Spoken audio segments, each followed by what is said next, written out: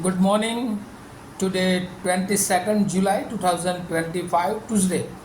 Wisdom of word of God morning ડિવોશનમાં આપ સર્વનો આવકાર કરવામાં આવે છે અને પ્રેમી સલામ પાઠવવામાં આવે છે.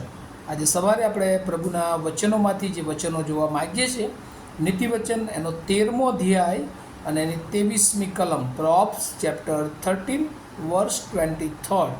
અને પ્રભુનું વચન આ પ્રમાણે કહે છે, ગરીબોની ખેતીમાં ઘણું અન્ન નીપજે છે, પરંતુ અન્યાયના કારણથી નાશ પામનારા માણસો પણ છે.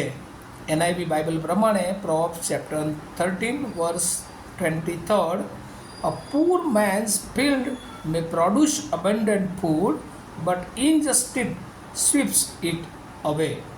અને અહીંયા પ્રભુનું વચન જ્યારે આપણે જોઈએ છીએ ત્યારે બહુ અગત્યની અને વ્યવહારિક શિક્ષણ એ આપણને આપે છે.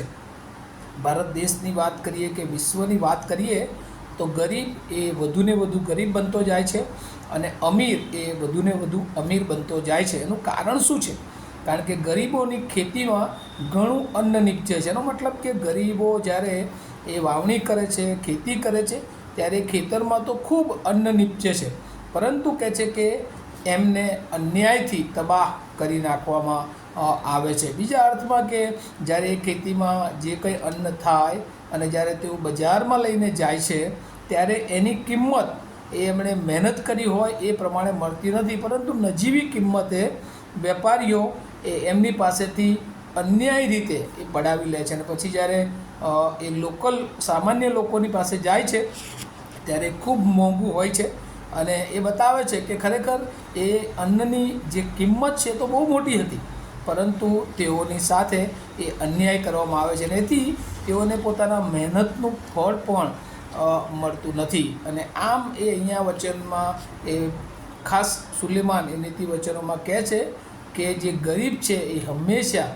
એ અન્યાય સહન કરનાર હોય છે. અને આજનું જો થીમ મુદ્રાલેખ આપણે કરીએ તો ગરીબ એ અન્યાય સહન કરનાર, પુઅર સક્સેપ્ટેબલ ટુ ઇનજસ્ટિસ.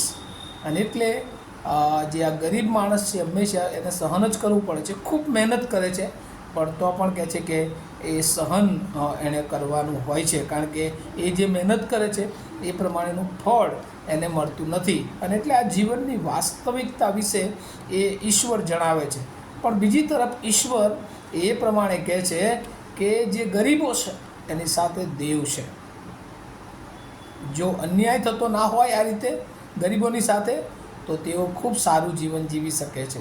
ન્યાયી રીતે જીવન ચાલતું હોય તો ગરીબ એ કોઈ ગરીબ રહી શકે નહીં, પણ અન્યાયથી પડાવી લેવાની ભાવના એ જોવા મળે છે. એટલે ન્યાય પણ એ વર્તવામાં આવતા નથી. અને જૂના કરારમાં આપણે જોઈએ તો પ્રબોધકોના પુસ્તકમાં એ પ્રબોધકોએ ઘણી બધી વાર એ યહૂદી લોકોને એ આ ટીકા કરતા હતા. એમને કહેતા હતા કે તમે ગરીબોનું પડાવી લેનારા છો, તમે ગરીબો પર અત્યાચાર કરો છો, અને જો તમે આ બધું કરો છો તો દેવની દૃષ્ટિમાં તમે ન્યાયી ઠરશો નહીં. અને એટલે બીજા અર્થમાં ઘણી બધી વાર આપણે જે લોકો ગરીબ છે, પુઅર છે, તેઓને આપણું કોઈ સ્ટેટસ રાખતા નથી, તેઓને આપણાથી નીચલી કક્ષામાં ગણતા હોય છે, તેઓને આપણે કોઈ માન આપતા નથી, તેઓને માટે જો કદાચ એ ભૂખ્યા હોય તો એમને માટે કશી વ્યવસ્થા કરતા નથી.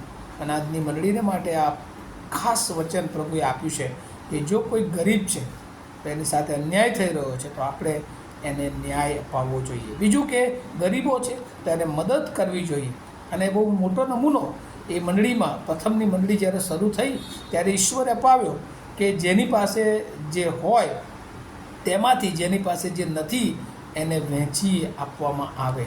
અને એટલે શેરિંગની બાબત જે કોઈ પ્રભુના વિશ્વાસમાં આવ્યું છે પણ એની પાસે આ પૃથ્વી પરની ભૌતિક રીતે જે પ્રાથમિક જરૂરિયાતો છે એ પણ નથી, તો ચોક્કસ એ વચનો આપણને શીખવે છે કે ગરીબો આપણી મંડળીમાં પણ, એવા ઘણા સ્લમ વિસ્તારોમાં મંડળીઓ છે, ઘણા બધા લોકો એવા છે કે જેમને ખરેખર એ આપણે મદદ કરવાની જરૂર હોય છે. એ માંદગીમાં હોય, એ ગરીબીમાં હોય, એ મુશ્કેલીમાં હોય, ત્યારે આપણે ચોક્કસ મદદ કરવી જોઈએ. અને આ ઈશ્વરનું વચન છે અને ઈશ્વર એ ચાહે છે કે દરેક માણસ એ એક સરખો થાય, કારણ કે પ્રભુનો પ્રેમ એ દરેક પર એક સરખો છે. અને પ્રભુ ચાહે છે એ કોઈ માણસ એ તકલીફ મુશ્કેલીમાં ન રહે. કારણ કે યોહાન 10 અને 10 લખવામાં આવ્યું છે કે તમને ને મને ભરપૂર જીવન મળે, અને એટલા માટે પ્રભુ ઈસુ ખ્રિસ્ત આ પૃથ્વી પર આવ્યા. અને આપણને સર્વને પણ પ્રભુ એ જ ખાસ ઉદ્દેશ આપે છે કે ખરેખર જેઓને મદદની જરૂર છે એને આપણે મદદ કરવી જોઈએ. અને ખાસ કરીને જે લોકો પુઅર છે, જે લોકો સેવકો છે, મિશનરીઓ છે, કે જેઓ પ્રભુનું કામ કરે છે તંગાસમાં રહીને, તેઓને પણ મદદ કરવી જોઈએ. અને માન્ય બિશપ સાહેબને કોન્ફરન્સમાં આ વખતે આપણે જોયું કે એમનો જે કોન્સેપ્ટ જે હતો કે ગરીબોને મદદ કરવી અને સારી ભાવના છે. જો મંડળીઓ એ મિશનને આગળ વધારવા માગે છે તો જે તે સ્લમ વિસ્તારો છે જ્યાં મિશનરીઓ કામ કરે છે એ મિશનરીઓને મદદરૂપ થવું અને એ કાર્યને આગળ ધરાવવું, તો મિશનરીઓ એ પૂરા જોશથી ઉત્સાહથી કામ કરશે અને પ્રભુનું રાજ્ય એ ઝડપથી ફેલાય. અને એટલા માટે હંમેશા આપણે પ્રયત્નશીલ રહેવું જોઈએ અને આપણી પાસે જે કંઈ છે એમાંથી આપણે પ્રભુને માટે વપરાવવું જોઈએ.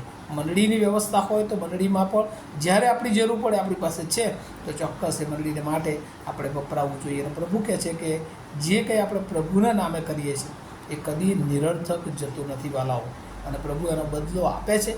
અને પ્રભુએ જ આપણને આપ્યું છે, પ્રભુ માલિક છે, અને એમાંથી આપણે પ્રભુના કાર્યને માટે વપરાવાનું છે. તો આજે સવારે બહુ મોટો કોન્સેપ્ટ પ્રભુ આપણને આપે છે. આપણામાં કોઈ શું ગરીબ છે તો આપણે એને મદદરૂપ થવું જોઈએ. જો આત્મિક રીતે કોઈને આપણી જરૂર છે તો આપણે ચોક્કસ એને મદદરૂપ થવું જોઈએ. આ વચનો દ્વારા પ્રભુ એની બહુ જ કૃપા આપે એવી પ્રાર્થના કરીએ. આવું આપણે પ્રાર્થના કરીએ.